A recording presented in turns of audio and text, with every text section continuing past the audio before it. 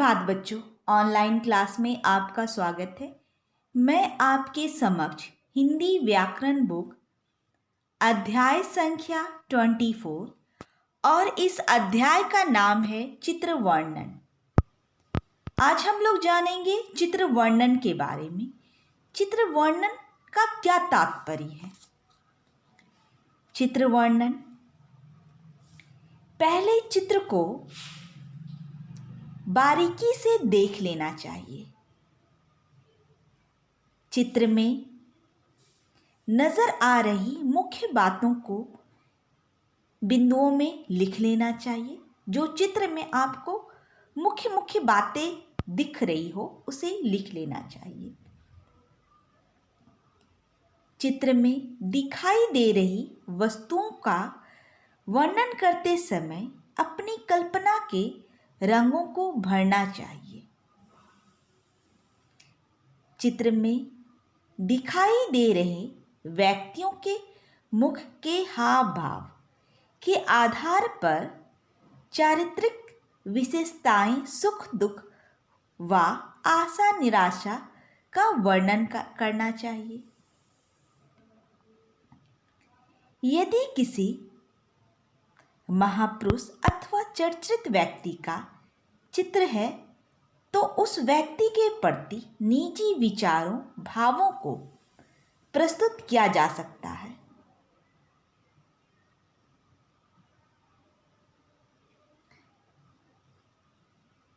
वाक्य रचना करते समय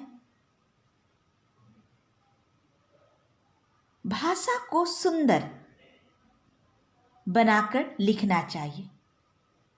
वाक्य रचना पर पूरा ध्यान देना चाहिए। चित्र वर्णन करते समय विराम चिन्हों का प्रयोग भी अवश्य होता है। चित्र वर्णन करना भी एक कला है जिसे अभ्यास के माध्यम से बेहतर बनाया जा सकता है। अगर इसका हम अभ्यास करते रहें तो हम बेहतर बना सकते हैं।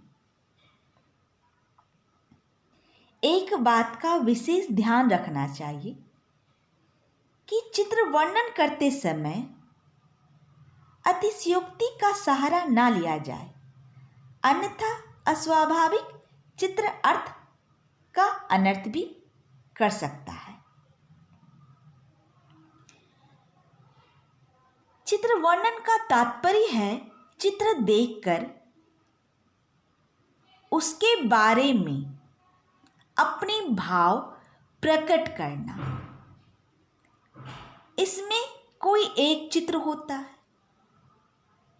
उसे देखकर विस्तार से वर्णन करना होता है।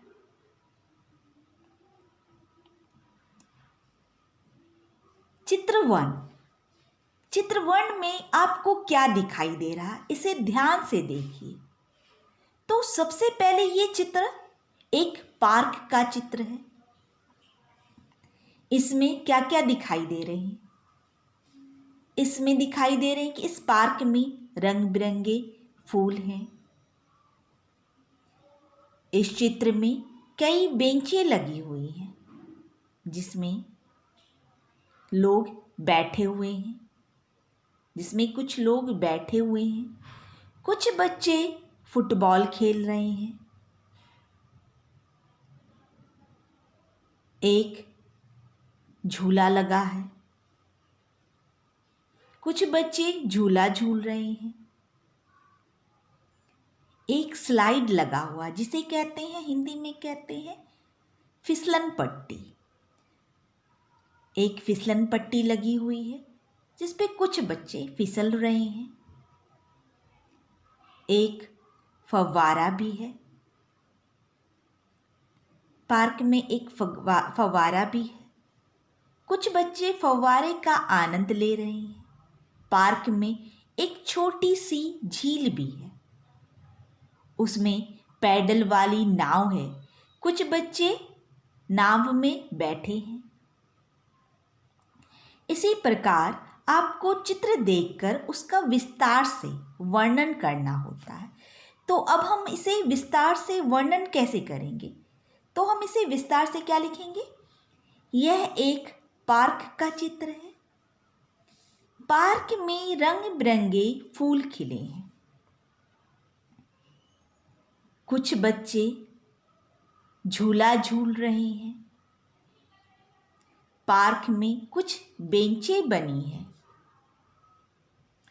इन पर कुछ लोग बैठे हैं। पार्क में एक छोटी सी झील है। झील में पैडल वाली नाव है। नाव में कुछ बच्चे बैठे हैं। वे बहुत खुश हैं। पार्क में एक फव्वारा भी लगा हुआ है।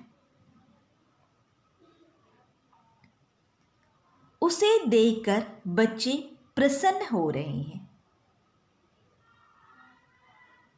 इस प्रकार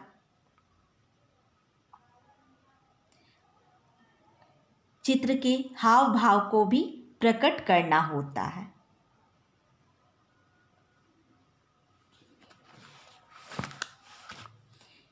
चित्र 2। चित्र 2 को ध्यान से देखिए। इसमें आपको किस चीज का दृश्य दिखाई दे रहा है? ये चित्र गांव के मेले का दृश्य, इस चित्र में गांव के मेले का दृश्य दिखाई दे रहा है। तो इस चित्र में आपको क्या क्या दिखाई दे रहा है? सबसे पहले उसे आप लिख लीजिए और उसका विस्तार से वर्णन कीजिए। चित्र में यह गांव के एक मेले का चित्र है।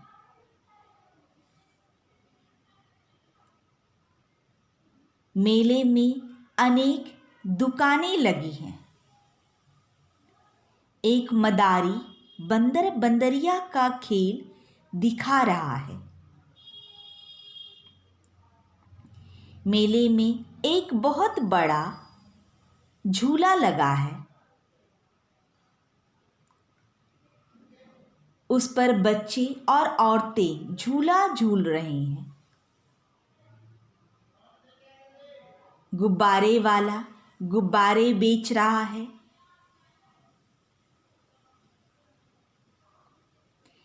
मेले में मिठाई की कई दुकानें लगी हैं। कुछ लोग मिठाई खरीद रहे हैं।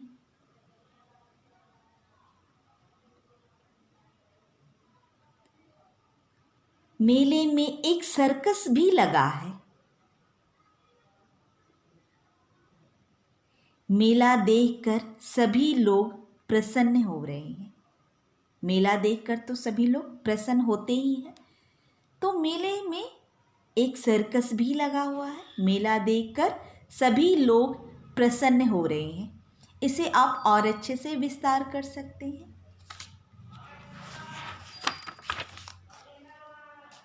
चित्र 3। चित्र 3 में आपको क्या दिख रहा है? चित्र 3 में यह दृश्य दशहरा के मेले का है। तो दशहरा के मेले का विस्तार से वर्णन कीजिए। दशहरे के मेले का दृश्य। तो इस चित्र का हम लोग दृश्य का कैसे वर्णन करेंगे? तो सबसे पहले हम लिखेंगे यह दशहरे के मेले का चित्र है। रामलीला का आयोजन हो रहा है।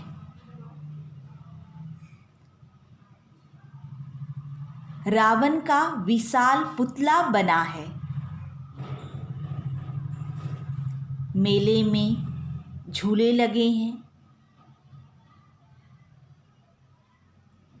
बच्चे और औरतें झूला झूल रही हैं।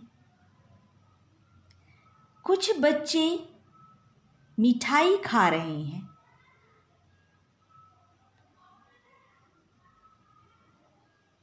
और कुछ बच्चे मेले का आनंद ले रहे हैं।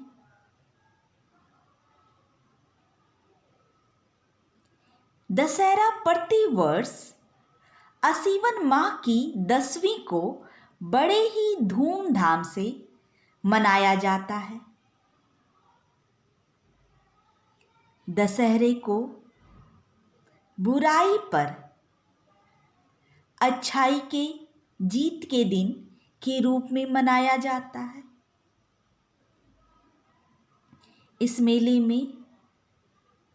इस मेले को देखकर बच्चे बहुत खुश हो रहे हैं। इस मेले का सभी लोग आनंद ले रहे हैं। इस प्रकार आप दशहरे के मेले का दृश्य का वर्णन कर सकते हैं। चित्र 4। तो यह दृश्य में क्या दिख रहा है? इस चित्र में आपको क्या दिखाई दे रहा है? यह दृश्य में शहर के एक चौराहे का है। यह दृश्य शहर के एक चौराहे का है। तो इस शहर के चौराहे के चित्र में आपको क्या दिख रहा है, उसका आप अपने शब्दों में वर्णन कीजिए। तो आप हिंदी में लिख सकते हैं, यह दृश्य किसी महानगर के चौराहे का है।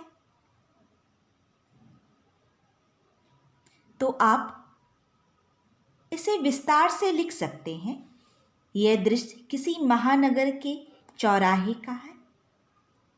लाल बत्ती होने के कारण गाड़ियां रुकी हुई है। सारी गाड़ियां रुकी हुई है। तो आप इसमें लिख सकते हैं कि लाल बत्ती होने के कारण गाड़ियां रुकी हुई है। फुटपाथ पर यात्री चल रहे हैं।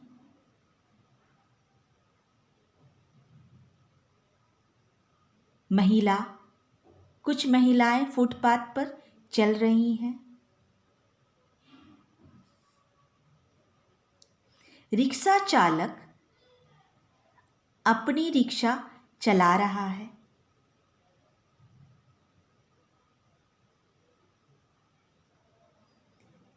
हमें नियमों का पालन करना चाहिए। जेब्रा क्रॉसिंग यातायात के लिए बनाए गए हैं। या फिर आप ये भी लिख सकते हैं कि नियम हमें यातायात के लिए बनाए गए हैं।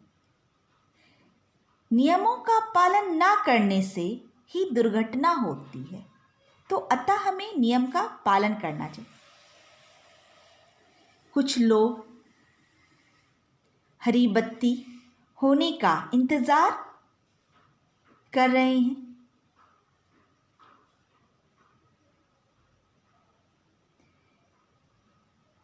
तो हमें हरी बत्ती का इंतजार करना चाहिए और तभी गाड़ी को ले जाना चाहिए, गाड़ी को दौड़ाना चाहिए, नहीं तो दुर्घटना हो जाती।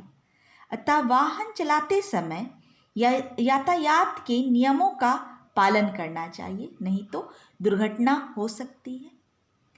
ट्रैफिक पुलिस हमें दिशा दिखा रहे हैं कि किस दिशा से जाना है।